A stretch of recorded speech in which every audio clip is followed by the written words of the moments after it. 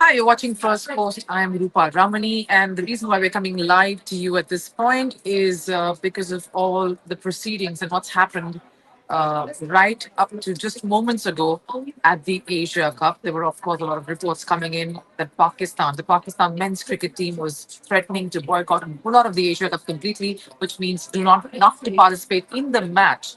Their third game here in this tournament against UAE today, and in the entire tournament. That was the news that we were coming. That's the news that was flashed everywhere. But sources have confirmed, of course, that Pakistan has rescinded that. They will go ahead with their game and they will continue to participate in the Asia Cup.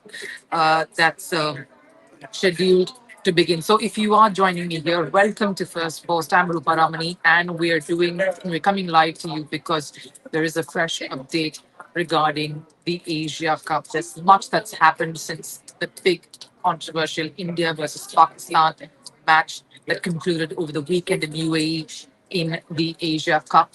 And there were many incidents that happened right after that game concluded to this point here, 2 moments earlier, when there were fresh reports coming everywhere across various media houses that Pakistan was threatening to boycott and discontinue their participation in the Asia Cup altogether. Remember, they have a game today against UAE, the host nation of this tournament, and they had that in just moments. The match is supposed to start, in fact, at about now. But what we have heard now is that there is no such thing that's going to happen. Pakistan has rescinded that threat. They will continue to play in the Asia Cup.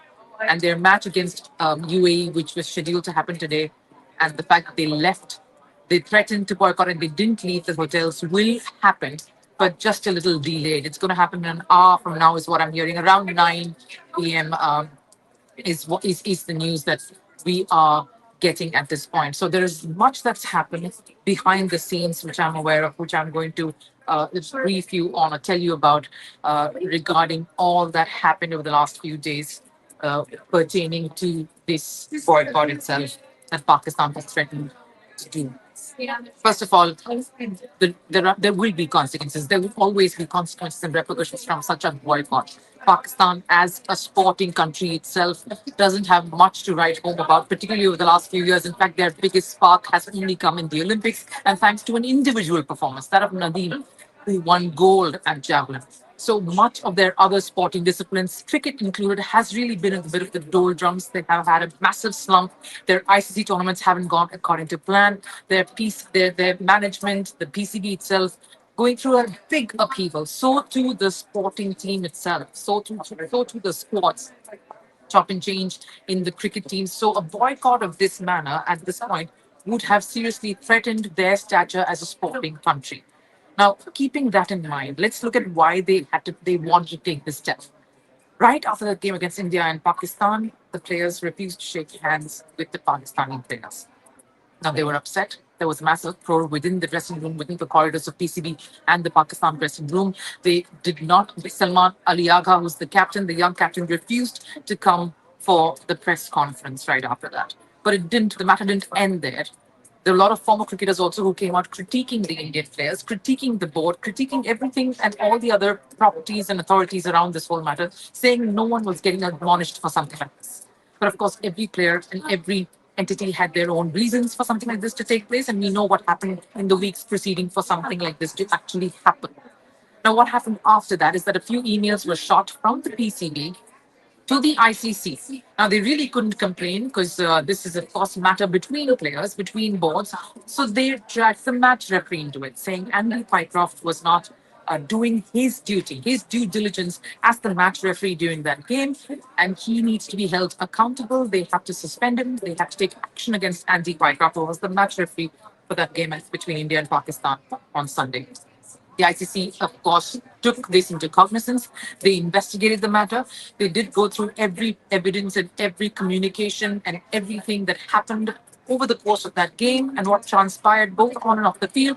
And they arrived at the ruling that Andy Pycroft had, in fact, committed nothing wrong. Whatever he did was well within the protocols of the rule of the game, well within the rule book, because his role clearly defines and clearly begins at the start of the game and at the end of the game.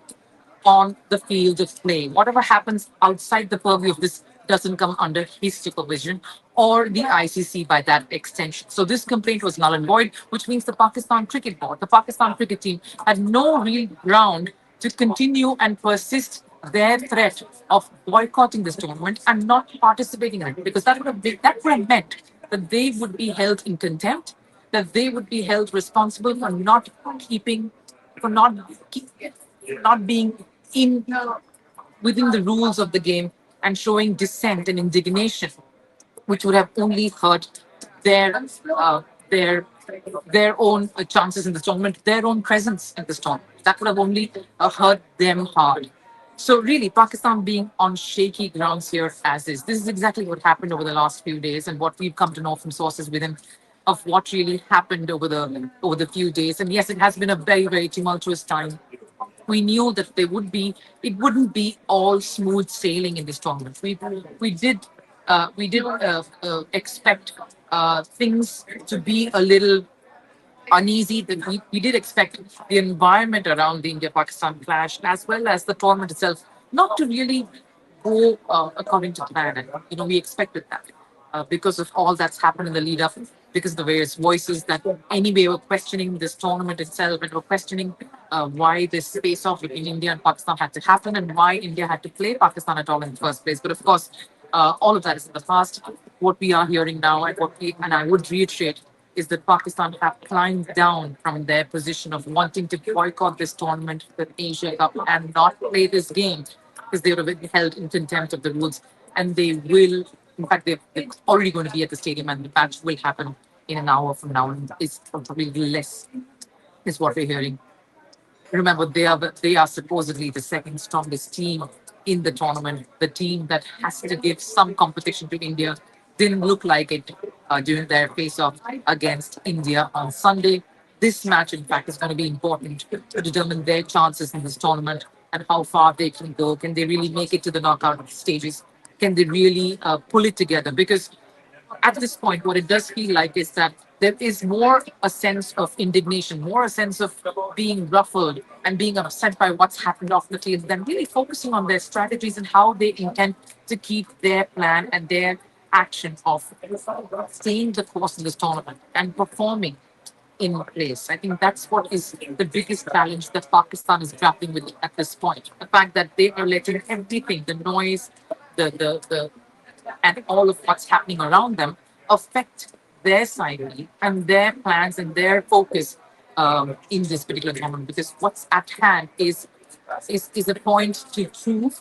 They need to they have a point to prove. They need to make sure that this tournament at least they try and do better than what's happened in the shorter formats over the last few years.